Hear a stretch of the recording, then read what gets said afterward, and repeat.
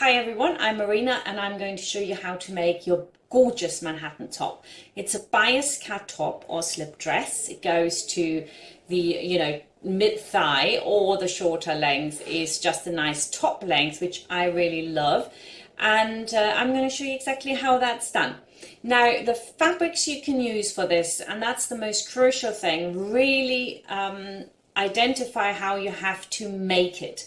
Okay, so if you're working with a very floaty fabric, like you can see here blended in, you definitely want to use the lined version for this. It makes it easier, and also it looks much more expensive and much more like a going out top, say for Christmas parties and such alike, special events. If you're using satins or crepes, then of course the binding is absolutely fine. Now, the way we use the binding is that we make our own binding, iron it in half and put it on the industrial way, and you can put it on having the binding facing the outside, or work exactly the other way around and roll it to the inside so you don't actually see the binding.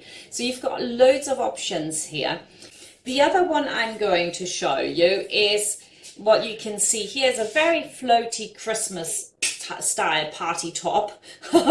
And here I've completely lined it, and as you can see, it's a very smooth look here. You don't see any stitching on the outside. It's very expensive looking and very beautiful. And we're also going to look at how you can do a narrow rolled edge hem.